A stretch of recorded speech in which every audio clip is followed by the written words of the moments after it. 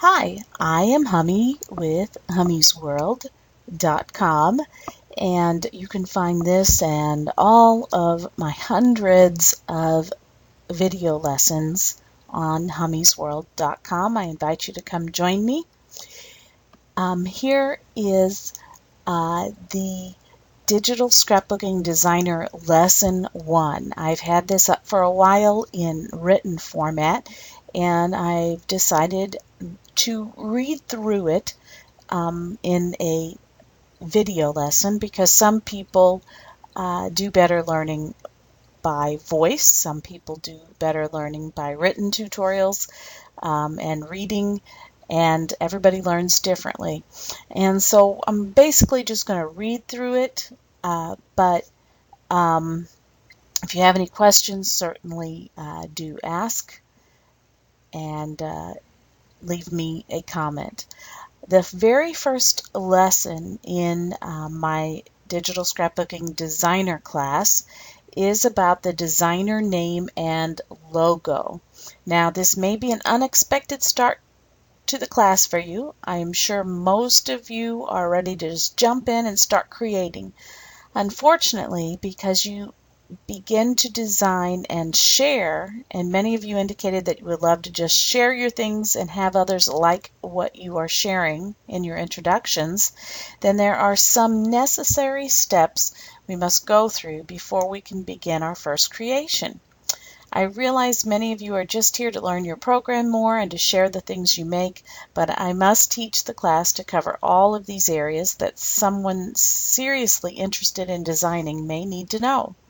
The first step, and the very most important step, is to choose your designer name. There are many factors to consider when choosing your designer name. Branding. Branding is so important. Branding is what people identify you with and is an important factor in business.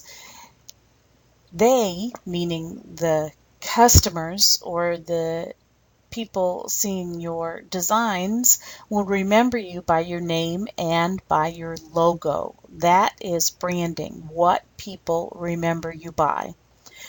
For instance, when you hear McDonald's, what do you see? The golden arches in the shape of an M. You want a name that sticks in people's minds. So when you see those golden arches, you immediately think of McDonald's. It is what they will identify you with. It is unfortunately a vital step that takes some thought and time before you ever begin a business. Once you begin with a brand, it is hard to switch and have customers follow you to a new brand. A brand can make or break your business. Marketing is actually the process of building your brand. What does it mean to build a brand? It is all about gaining a reputation for your name. Branding is a slow process over time. It is how people feel when they hear and they see your brand. So basically, every single time somebody sees your logo or sees your business name, it's going to be getting stuck in their head. That is branding. Every time they see it. So the more times you have your logo out there on Twitter and Facebook and your blog and Google Plus and anywhere else, in your store, on your product previews, wherever it may be, each and every one of these is an opportunity to stick that logo in somebody's mind so that your brand is being branded into their head. Kind of like, those brands they stick on cows or whatever it is they do so they don't mix up the cows, and they're sticking it on there. They're sticking it into your brain. Every time they see your logo, they're sticking it into your brain. Every time they see the name of your business, it's being stuck into their brain. So a great place, a little site I found that to visit to get a feel of what branding is, and to give you inspiration for your own branding is brandings.com. I really send people there just to be inspired. Of course, they have some they'll sell you there too. So logo is your single most important thing on branding. So a logo is a small image that represents your brand. Keep it simple, keep it readable. Try not to put too much text on it. For instance, you don't need your whole name on your text or on your logo. Just like in the arches, the M is all that is there. And so remember, you'll be using your logo to put it on your blog header, store graphic, kit previews, Twitter, Facebook avatars, Facebook headers, Google+, forum avatars, and anywhere else you can get people to see your logo and brand it or put it into their mind. It is best to keep it square. This is the single most thing that I fight people on. They don't understand until they go to use it. It's best to have it square. Why? Because it didn't used to be that way, but with the internet and social media, especially Twitter and Facebook and Google+, where you have your avatars and forums where you'll have your avatar, all of those are square. And if you make your logo rectangle in shape, it'll be cut off in your avatars everywhere, and it just doesn't work. Now you can create two, one square and one another if you want, but then you're kind of branding two different things. You're sticking two different things in their head, even if they're similar. So just keep it easy, keep it simple, make it square from the beginning, and you'll be so much happier later on down the road. Now remember, keep in mind that a circle, not an oval, can be used as it is kept in the boundaries of a square. So circles are also a square, will fit into a square shape. Now ovals will fit into rectangle shapes. So circles are okay. Stars are okay. Anything that'll fit into that square shape. Trademark is also important. You do not want to in any way violate someone else's trademark by the name you choose. So when you're choosing your name, be sure to search the U.S. Trademark website for the name or any portion of the name. If you reside in another country, you should be aware of its trademark laws also. Be educated. In addition, trademarks and the internet is a fairly new concept and not yet fully established. It is best to just make efforts to avoid infringing on anyone else on the internet. Now, remember, I'm not a lawyer and I cannot give you legal advice, but I can encourage you to be aware and take steps to prevent future problems.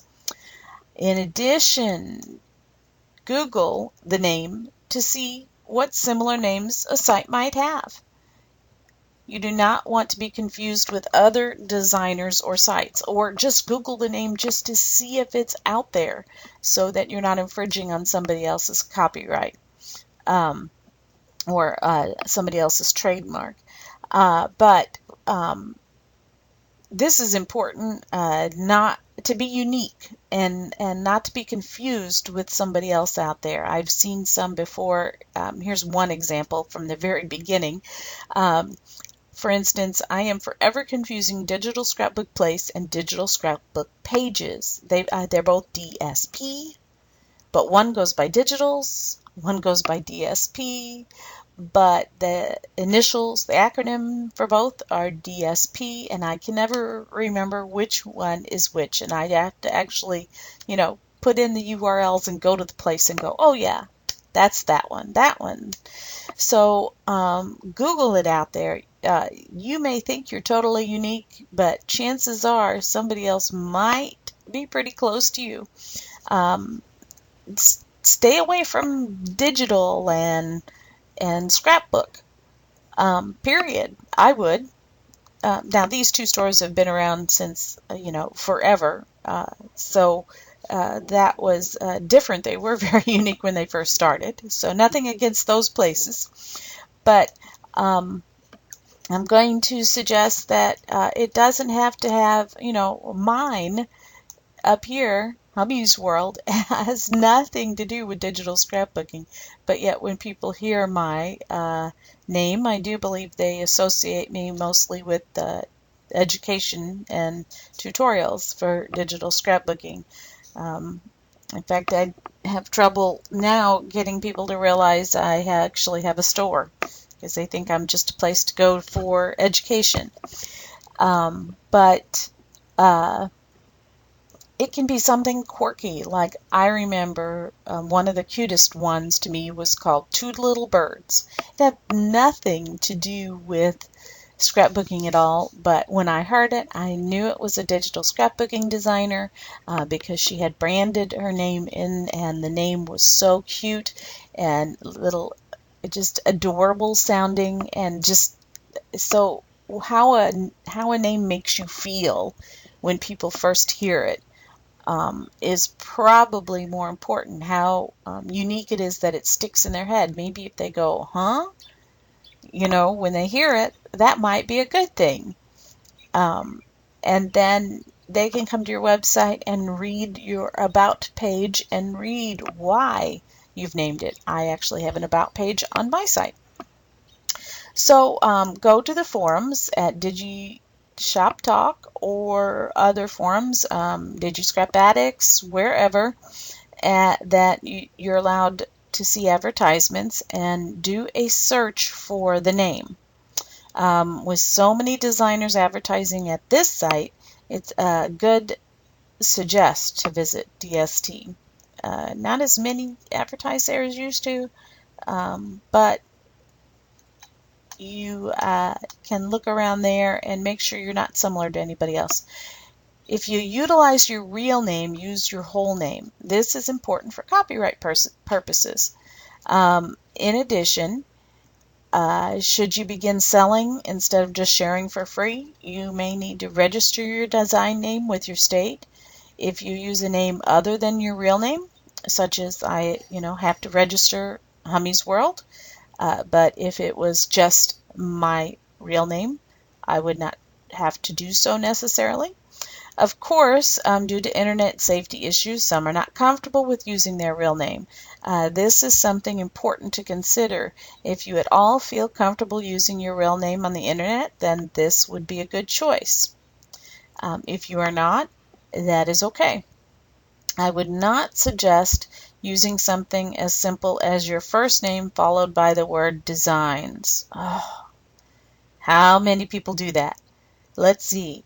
If my real name was Hummy, it is not, and I used Hummy Designs or Kathy's Designs or Janet's Designs or Sylvia's Designs, that's not unique at all. That's not something somebody's really going to remember you by.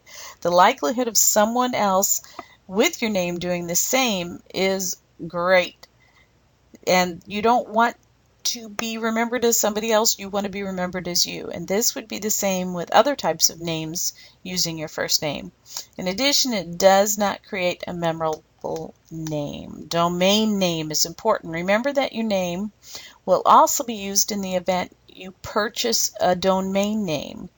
So when you're choosing your name, make sure that domain name is available. Since it is your name that they will remember you by, it will be your name that they automatically try first when manually typing in the URL to try to find you. So be sure to test the name you are considering by typing it in the URL and make sure no site already has that name. There's also places you can go to search and make sure nobody owns it, because just because it doesn't come up when you type it in doesn't mean that somebody doesn't own it and just doesn't have anything uploaded there.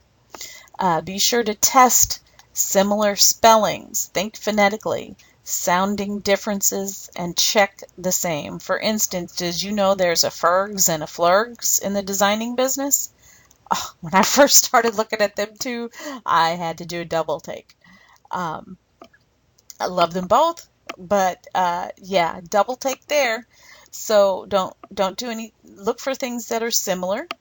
Um, Another thing I didn't type out here, when you type your URL um, out, look to see if any of the letters make other words. For instance, I don't have an example right off the bat, but sometimes the ending of one word and the beginning of the other word, you'll see another word in between there, and it might even be a bad word.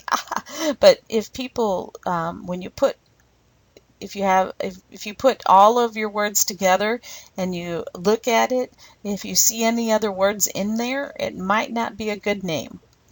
Not everyone will intend on having their own domain name, but it's my opinion that you will never know what the future holds and to plan for it now. Test the name in an internet search. Put the possible website name in the address bar to see what comes up. There's that website. And try the Who Is domain website and type the name into the bar at the top to see if the domain name is already taken. Other tips. Keep it short. There are several reasons why you should keep your designer name short. First, a short name's easier to remember. A short name's easier to type. Not everybody is a speedy typist. A short name for your URL will be shorter with less chance of error and someone finding it. It will fit better into the file name of your files you create and be more recognizable than using your initials.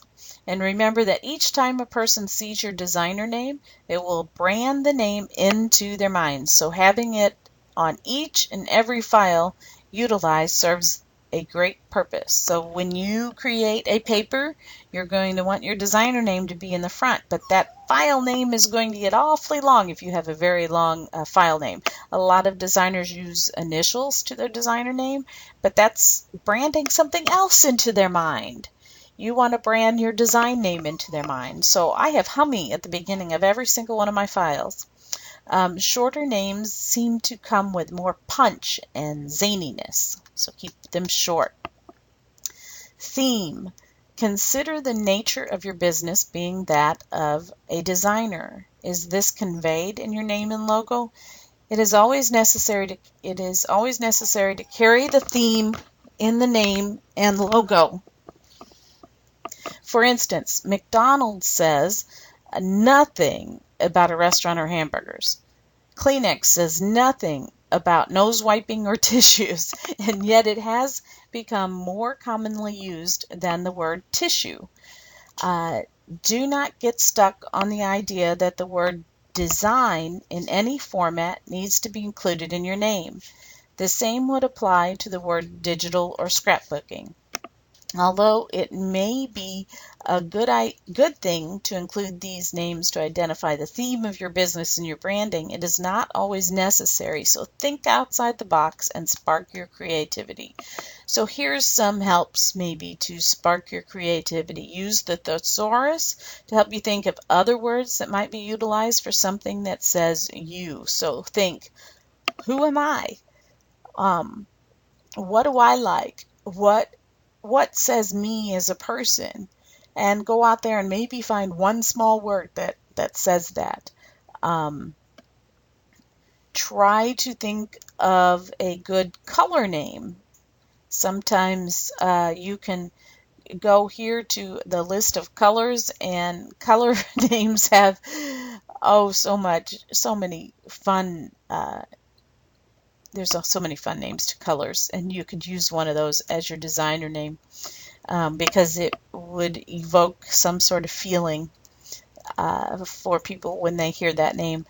Think of your hobbies or the things you like, something personal. Search for quotes to help you think outside the box. These are things to help you brainstorm what your name is. Look through the kits at the DST product gallery. Anything jump out at you? Look at the logos there. See what other people do for logos and see which ones that jump out at you that you like, to learn from that, and see which ones jump out at you as so you can learn from that, and when you go to design your logo. That's a great way, not to copy theirs, just to see what you like.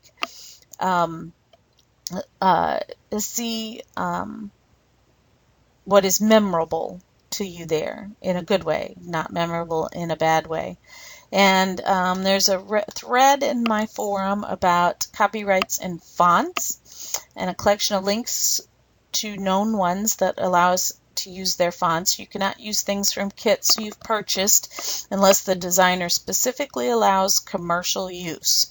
If there is something you would like to use, email the designer. Most would be honored to say yes, and you can use the shapes that come with PSE, as some shapes are considered public domain. These are the shapes that are common, like hearts. Seriously, a basic heart shape cannot be claimed by anyone as their copyright, right? However, hand-drawn fancy curved heart shape might be different. So remember that your shapes and your fonts might be copyrighted. You just can't go out there and take another image off the internet and use it in your logo. And you cannot just go out there to dafont.com and grab any font and use it in your logo. Make sure it says that it's a commercial use logo and a commercial use font. And you can use those when designing your logo.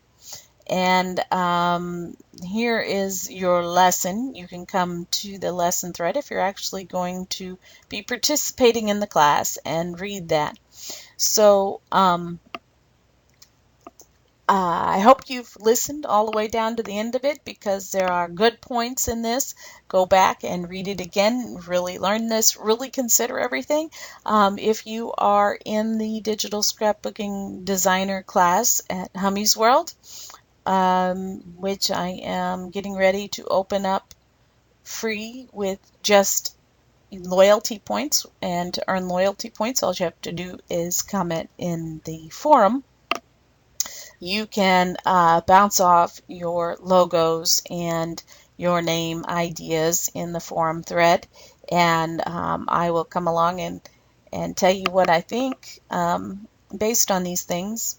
Whether I see something in the URL, whether I think it's punchy and short and cute, all the above things that I have described. You're welcome to do that. And of course, classes are at hummysworld.com.